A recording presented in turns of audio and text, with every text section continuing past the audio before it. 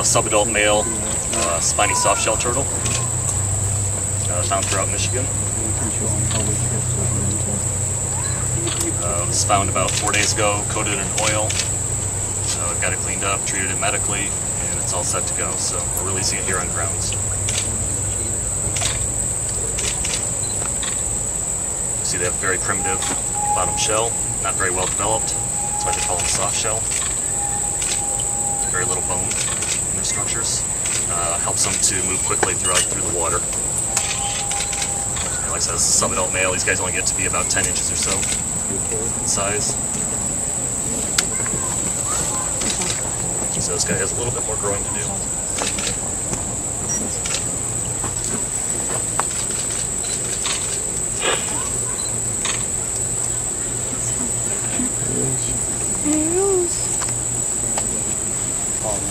You guys saw how it just disappeared? That's the perfect substrate for him to get in that sandy soil and just dig. Let's explore.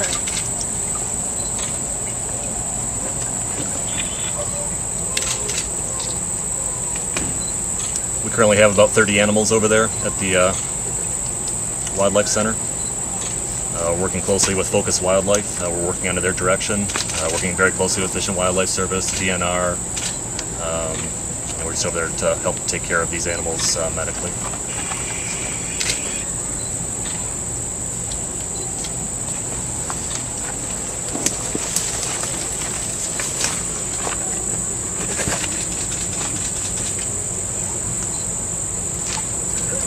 When the animals came in, they were completely coated in oil. Everything from their shells to their legs to their skin. They'd also ingested a fair amount of oil. So the first step was to get the animals cleaned up.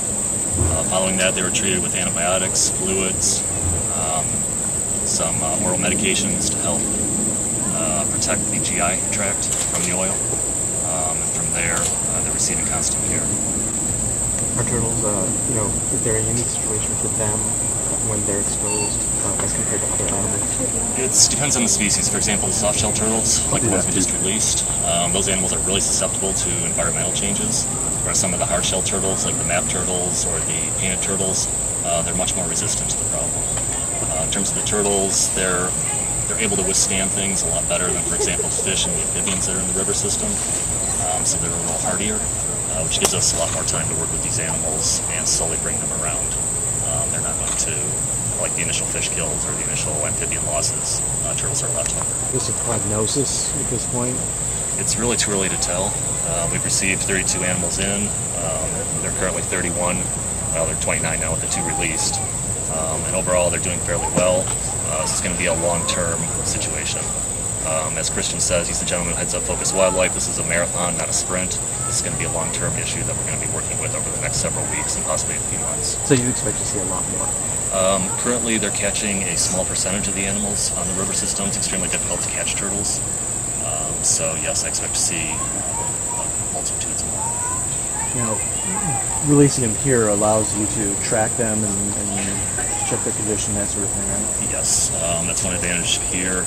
If these animals were to start having problems, we start seeing them on the surface, we'll be able to get them out. We've marked each animal individually with a transponder. It's an individual identification number, similar to what you use in your dogs or your cats to permanently mark them. So we'll know which animals they are. If they have problems here, then we'll know it. We'll be able to